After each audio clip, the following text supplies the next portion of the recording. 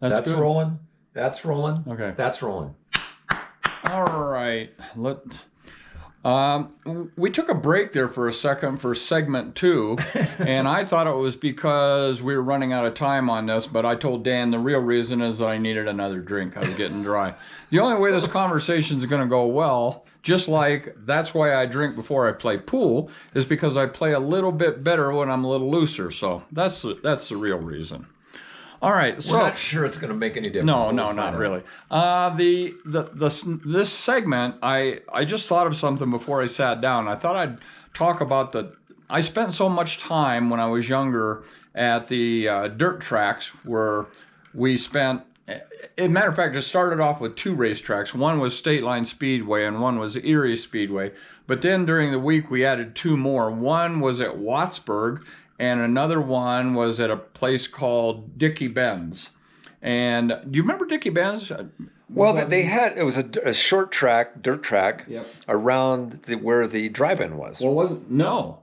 This was someplace No, else. I'm going before my time. Okay. Didn't they have them? Yeah, that's true. Okay. But the new one they had was really big and really banked. I don't think I ever went there. And the thing that I remember about that is we sent Les Lyons for some popcorn, and I think I gave him like I don't know, $2 or $3, and he came back and he had like 6 boxes of popcorn, and he said they wanted more money, but I ran. They asked me for another nickel, and I ran. So, yeah, that Dickie. That wasn't Leslie. That did that? Yeah, Leslie did Oh, I that. thought yeah. you said Gary. Okay. Oh no, Les did. So, anyways, we were racing 4 nights a week. As a matter of fact, there was a point where we would race one night and we would tear down the engine, put it back together overnight, and then race at the next one from State Line Speedway and near Bustye, and then we'd go to Erie, Pennsylvania, and do it again. So, anyways, I want to bring that up. All right. But there was a lot that was going on then, and let me ask you a few of the people that you remember that were racing at the racetrack. Do you remember any of them? Keep them common. Okay. Okay. Yeah, just I know that there was Squirt Johns, there was Squirt Johnny Johns. Whitehead. Johnny- who raced out of Warren. Well, we worked for John Hedman. John Hedman. We worked for him. Yeah.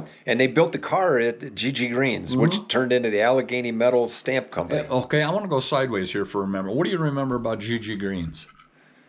Well, What's a funny thing you remember? well, the funny thing, you were my boss, and you worked for Gary Hubbard. Hubbard. Yeah. Hubbard.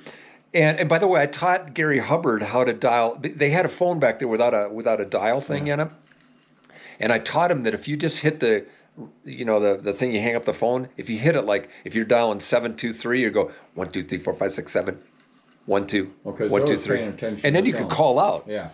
And so, okay, so I was working for you. My job was to fill up these parts that we were making, and they were piece parts, and they weigh them, and that meant 5,000 parts or whatever. And they were 94 pounds. I remember that. That was kind of heavy for me. I was 18 at the time. I was working at the radio station in the morning, and in the afternoon, other way around. I worked mornings at GG Greens, and then I had my show from 2 to 7 at the radio station. But I was working there, and I was trying to do the best I could. A couple things come to mind.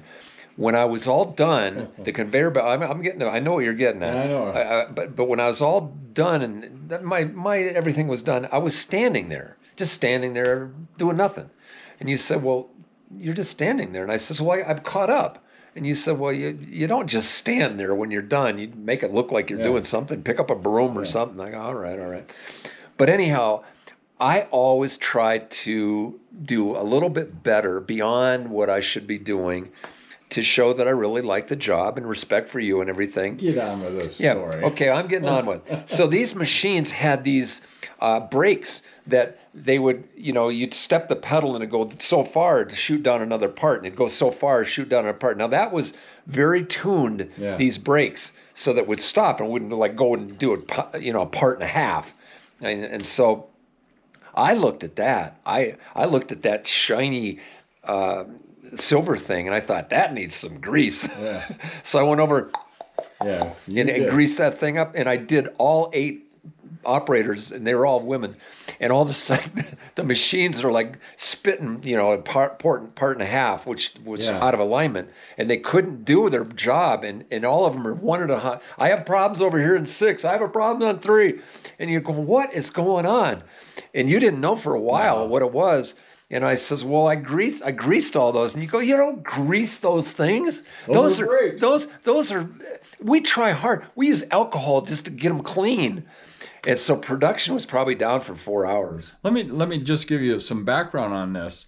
The number that they put out, they were paid based on piece parts.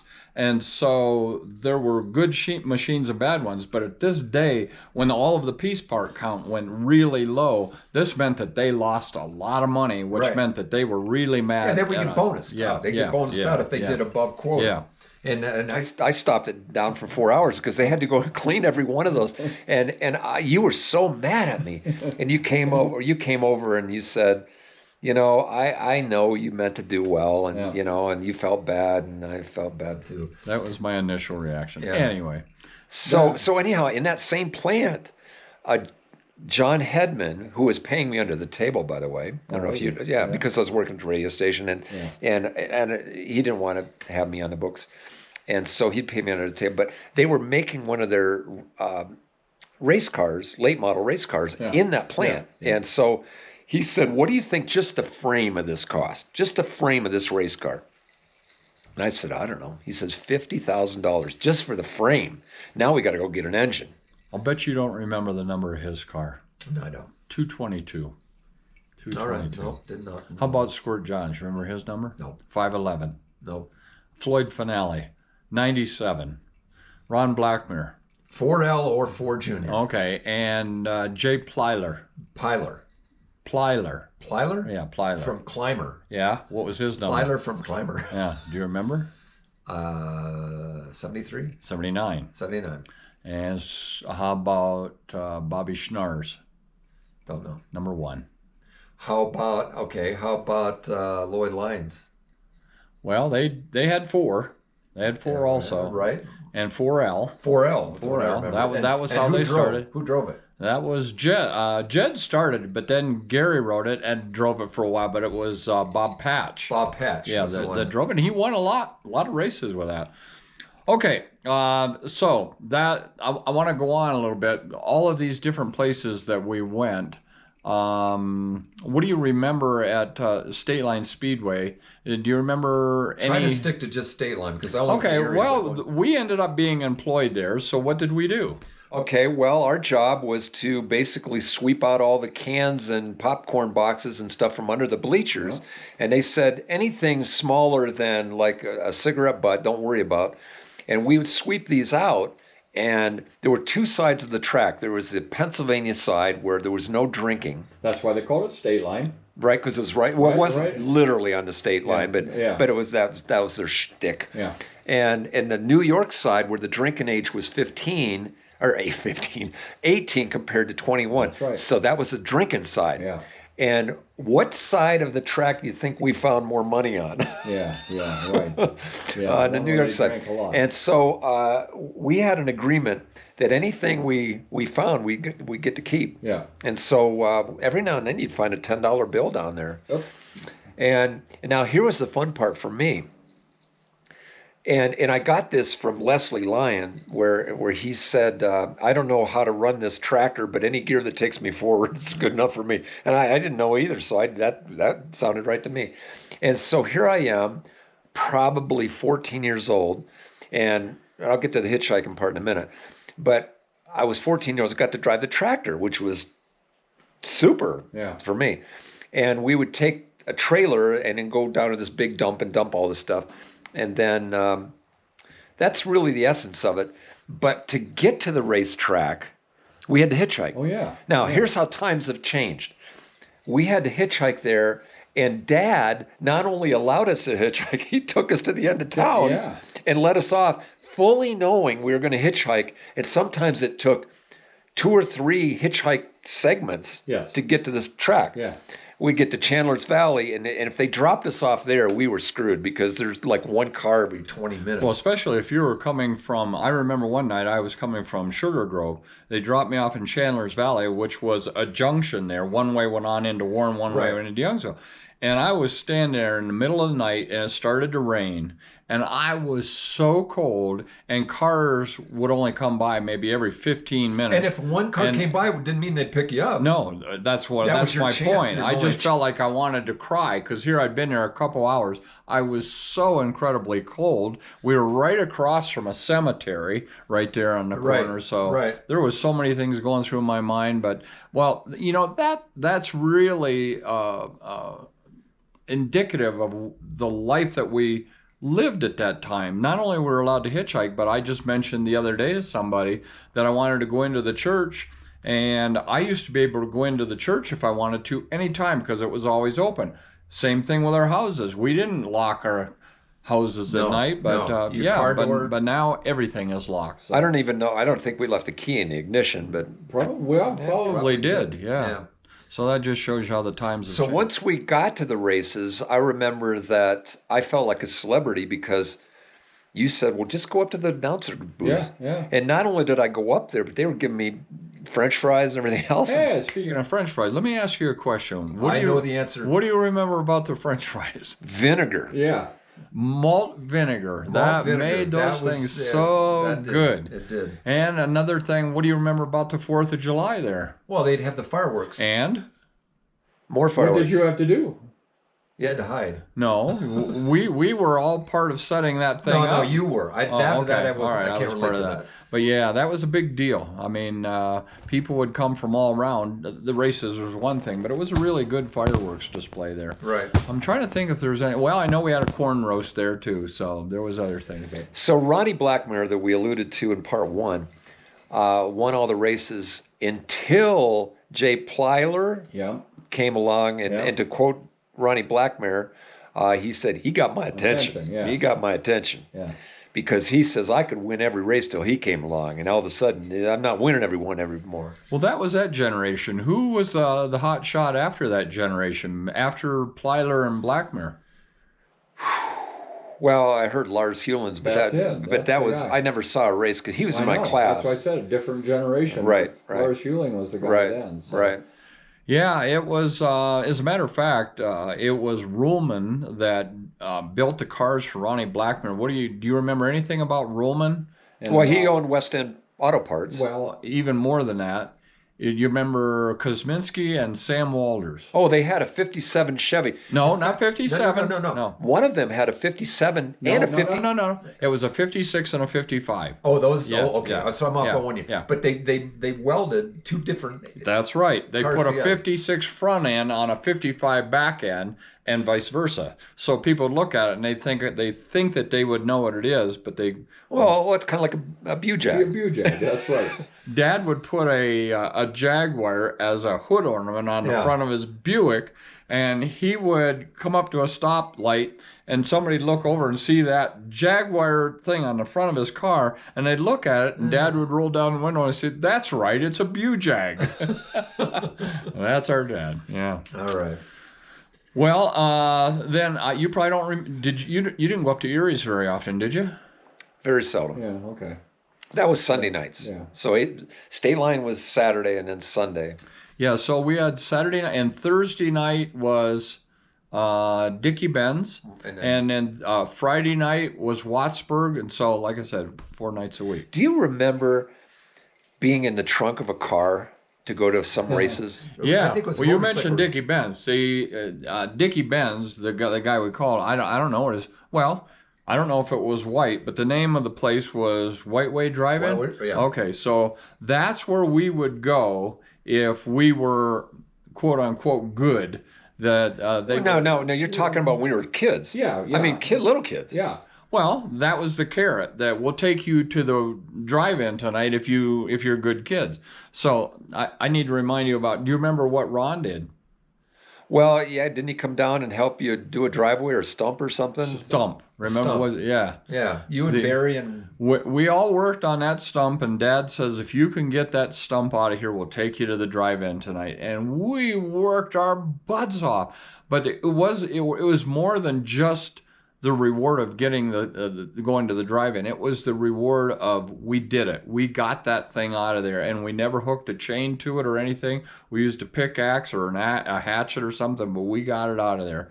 And felt very Okay, proud of that. when we went to the drive-in, one of the things that was taboo is we never got anything from the concession stand. That's right. They would put the hot dog that would nestle itself into the bun on the commercials on the halftime or between features or whatever. And we'd always say, Dad, can we go to... No. Yeah. And so we would make... I remember making the Kool-Aid. Yeah. You put the Kool-Aid and the sugar in, and Mom would say, you stir that until you hear no more gritting. Yeah. It doesn't grit anymore, it's done. So we'd make that, and we'd make up a bunch of popcorn and put it in bags, and we'd be back to... I don't think we ever made it to the second feature. Well, no, we either fell asleep, but the other thing is when Dan said it was all self-contained, we not only had the Cokes and the popcorn with us, but Dad says you're not even getting out to go to the bathroom, so... Yeah, we had a can of pee. Yeah. Well, the canopy. Dad would always say Lori had a canopy over the bed and Dan had a canopy under the bed, and Dan said, I missed sure that. missed that can, and Mom says it usually you did. usually did, yeah. So yeah, the drive-in was a big thing. But I'm talking about, I remember being in the trunk of a car that John Moline was driving. And we went to some motorcycle races or something, and it was hot. And John kept saying, we're back, there's three of us, I think Barry, you and I. And it was hot, and it was the afternoon. And he says, you got to stay there, there's still people walking around. And I was back, you could hardly breathe. Yeah. And just to save... Save a money. couple bucks, yeah. We'd Right. go in the, well, they said if you paid by the car, you just didn't know how many were in the back. Or, Right. I don't And know. it must have looked kind of funny, but just John going... yeah. So let's go back further. Do you remember going? I don't think you remember this, but we went on an airplane ride in New York City, I think, or somewhere. That Ron and you and I think I asked you this before and you didn't remember, but I'm going to tell you my remember. Maybe it'll jog yours. I remember being in the plane, and I thought we'd get in the plane and we'd go, and we had to sit there for the tower to let us go or whatever, and we had to sit there for a long time. I go, when is this thing ever going to go? Do you remember? I don't. Yeah. Because I remember one that we went to in Venice when we were there, that it was a wooden plane. And I can't remember, I think a Spruce Goose, but I know that's not it because that was Howard Hughes. Howard Hughes And that was plane. huge, Yeah, so- no, it wasn't that, but it was a wooden plane, and we went up in that. But that's the one. So you don't remember ever going up when do you remember going to New York City at all? Oh, I do. What do you remember about that? I remember that it was some kind of relative that might have been an uncle or a cousin Oh, or yeah, something. we And we stayed went out with there, him. Yeah. and I remember Ron. We felt safe with Ron because he had a switchblade with him, and he was a Golden Gloves boxer too. So Right, he I was remember good. listening to that on the radio. But I remember listening to his match, and it was a bloody match, and he won. Yeah. And Mom was in the crowd, and she said, Ronnie. Yeah, and she'd yell the same thing at State Line Speedway for Ronnie Blackmare. She'd lean over and she says, "I'm used to yelling Ronnie." But what I remember about New York, a couple things, is I got lost because I was too big. I had to be like 5 or 6. And so, do you remember going to New York at? Well, I'd You be must have been 8 like and a eight. half then. Okay, do you 8 and a remember half. that? Yeah. Okay. So I didn't want to hold Mom's hand, and I got separated. And I remember they told me to if you ever get separated, go to a policeman. Yeah. And so I probably was separated no more than a minute, but the anxiety in me really built up. And I remember what they said, and I went to a policeman. I went backwards to go to a policeman. And then no sooner did I get to him, I see Ron coming through the crowd after me. And I was like, oh, wow. Thank you, Ron. Ron was a hero. Yes, was. he was. He was was. bigger than life. And then we went up the stairs. And, it's funny. We went there probably a whole day, but I only remember a couple things I do remember. Is the fake puke. Yeah. I was going to bring that up. No, go ahead. Hold that story. Yeah. But I remember going up the spiral staircase of the Statue of Liberty. Yeah, and you could look down through, And was- and you it could was see high. all the way down. Yeah, Like it that was was high. scary. Yeah. And then being at the top of the Empire State Building, I looked over and I remember somebody said, "Don't they look like ants down there?" Yeah. And I go, "Those are people." And I'm Yeah, thinking, here I am 5, and I'm going, "Ugh, whoa." And I've So- probably been afraid of heights ever since. Let me tell you the story about the fake puke. Dad had ordered something that looked exactly like somebody had vomited, but it was in a plastic piece. And And if you wet, you'd wet it. oh yeah, if you wetted it, it looked like the real thing. Right. So we stopped at a place like it was like a Dairy Queen or something like that. And we finished with everything. Dad put that on the tray when he when he turned the tray in. And that person that got Well, they that tried back, to clean it up. yeah, and it didn't that's move. it. It didn't move. He finally, they found out that it was fake, and he took that thing and he threw it, and it went through that very narrow window there. Yeah. That was crazy. Yep. That was New York City. I don't know what else does. Well, okay. Speaking about New York, we went on our only camping trip. So now get this. Now hang on a second. I'm gonna set it up before you remember. We went on one vacation with a camper. And first of all, my dad had a station wagon, a Buick station wagon. Bujag. Yeah, it was purple. Yeah, it was purple, yeah. And he had to get a hitch hooked to it. And I remember when the welder was there, I was in the shop with him, and the welder was going, and I remember Dad kept saying, "Don't look at that light, don't look at that, all right, I won't look at the light." And so we got that. Anyhow, so imagine 6 of us going in this camper that was probably 10 feet long by 5 feet wide, kind of Yeah, like it was pump- small. It was pumpkin small. thing.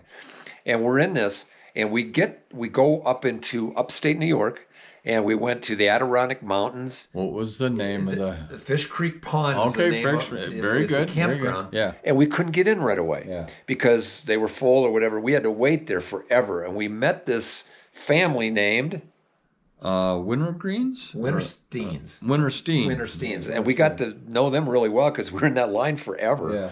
And I remember somebody came along, and she said something, "I haven't seen you for a long time," or whatever. I don't know. That comes into the story somehow. There's only 2 things I remember about that trip. Well, 3 things. I can remember Fred. Was he with us? No, Okay. no. He there's a picture of him. Okay, yeah, buy that. Yeah. Well, that's before we left. That's before we left. We Okay. took the camper. All right. Well, so I remember 2 things there. Lori sitting on the little potty that she was, because she was so much younger. And Oh, I know another you know, thing. and I another know another one was you and I in a canoe. Okay, but there's remember another story too, where Lori was still in diapers, and she was walking down the street with new legs. She had new legs, right? And she's walking down the street, and this is before they had the Snuggie diapers. They were old cloth ones, and we'd see the little poop things going down, and you and I'd be Yeah, pointing at them yeah. and laughing. Yeah. Well, One of the big regrets in my life, Dan, is that I didn't know my sister as well as I wanted to, because she was in 4th grade when I went into the military, and I didn't know anything. And the one time you told me, he says, you know, I went out and Lori, we were talking the other night, and we had a beer, and I says, my sister drinks? That's how little. Well, that's how She little. didn't, I yeah, know but about she it. didn't really drink. I mean, Well- I might have talked her into a beer. Speaking of a beer, when I went out parasailing, this is later. This is like, I don't know, 10 years ago, when I went parasailing with Lori and Dad. yeah. Yeah. And I told Lori that I'm just going to go. You don't have to go. I know you don't want to go. You're afraid of heights. And she says, no way am I going. So I bought 4 beers, 2 for me and 2 for her. I was acclimated to beers. She wasn't.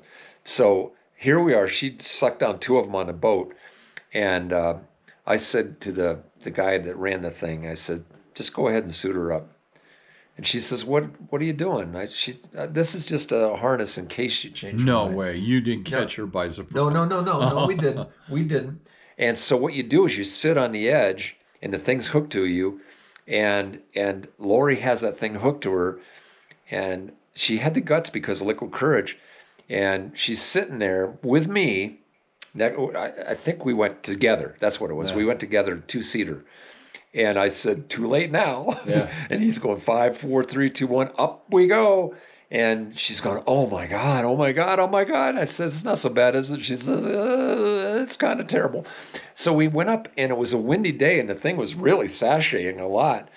And we're coming down, and they're filming, you know how they film you and try to sell you. Right. They're filming us. And I says, don't act scared because they're filming. You got to make it look like I do this every day.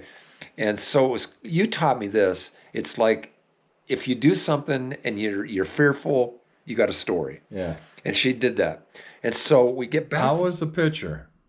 It was great. It was great. Was she scared or was No, she? no. Good, I good. got the picture. No, Good. she looked good. Because I said, you're going to show this picture to the people back at work. You can't look scared. And so it looked, this rum and coke's kind of hitting me a little bit. so He's got verbal diarrhea. So we get back, and I'm talking to Lori after that, and I said, I kind of felt like Dad wanted to go on that. Yeah, maybe. So we get back home, and I said, would you like to do this sometime? Dad says, yeah, I'd kind of like to do it. I'm surprised at that. That was great. Dad And he was not older. Afraid, He was afraid older at all. Not Yeah. afraid at all. Yeah, he was older, and I'm surprised. By the way, even at the date of this filming, which is July 10th, 2024, Dad currently is 96 years old, And we're- doing pretty we're well, s- pretty good. Yeah, we're so blessed to have him still. Well, here. let's describe. Hey, how- let me tell you. Let me ask you about a good memory with Dad. Because right. we're talking about the docks and everything, so Okay. something came to my mind. Oh, I know this story. So we were going to take him out fishing. Yeah. And talked we him into said, told him, make sure you don't eat too Now, much. wait, let's back up. There's more front end of the story. Go ahead. He did not want to do it. He says, I've never fished. I don't want to. And I said, Dad, it's kind of a It's male yeah. bonding thing. Yeah. And I said, it's just the three of us going out, and we'll have a story, we'll share a story and everything. And so I talked him into it. We're driving there. Go. Well, we told him, make sure you don't eat too much, and he thought it was just the opposite. Make sure you eat a lot So before we you stopped off at McDonald's, McDonald's, yeah. and he loaded up He on a had big. everything. Yeah, hash pancakes, the browns, whole thing. all the greasy stuff. Well, once we got him on the boat, I think that he felt okay. But as we went out there, I went to the back of the boat, and they were chopping up, I think, squid They were or cutting up bait. bait. They were cutting up bait. And the so smell. that was bad enough. But and still he was okay with that. But then it was the fumes of the boat. When they stopped, the fumes just came up over the top Right, of that. right. And, And that then the combined thing with the is just fish well. rocking. Yeah. And then the rocking And happens. Dad's getting Oh sick. my gosh, he was so sick. And the first thing he did is he threw up over the side of the boat, and I hollered at him. I said, "Don't feed the fish, Dad." And So he's down in the bathroom. Yeah. I'll bet he hurled 50 times. I know it, and he yeah. was to the point of Yeah, dry yeah. heaves and everything out. And Dale's like, come on. Yeah, somebody else wants to use it. Somebody wants to use that So Dale bathroom. comes up to me, and we're both fishing the And side. Dale comes up to me and says, one day this is going to be funny. And I said, I don't know about you, but it's Right. kind of funny right now. Oh man. So yeah, I've always told. And then he comes back, and Mom during that time had kind of, I don't know, a sort of a Tupperware party or something. All these women over, and Dad comes in. He's white as a sheet. And how you doing? He says, "Don't ask." And he, It was funny, and like I tell the boys, my boys, Mike and Jeff, I said, if things go really well, it's good, and if they go terribly wrong, you've got yourself a memory. So we had a memory with Dad. It was at the expense of Dad, but boy, do we remember that day that we had it. It was a bonding thing, but not in the way that you'd think that we had it. and then later on for Christmas, I bought him a thing that shows him fishing, a little statuette thing. Well, you know, the thing that comes back to me when I told the boys that is we went camping one night. We were in Estes Park, and it rained so hard, and the rain was coming down off of there, Yep. and it was coming through the seams in the tent. And I said, Dan, my pillow's getting wet. And he goes, oh, don't be a sissy. And so I shined the light up over top of his head. And it had pooled. It had pooled. I'll bet you there was 2 or 3 gallons More in than that even. And so it cut to the chase. We ended up pulling up the tent and everything while it was pouring. And it was terrible while we were doing it. And I said to everybody, I said, we got ourselves a memory. And that was great. That was great. good. Well, that ends part 2. And so stay broke the Well, glass on we've that one. got a place to go. We're going up on the gondola tonight, and we're going to watch a concert. So we're going to continue this, but for now we got to go. See you next time. See ya. Bye. Bye.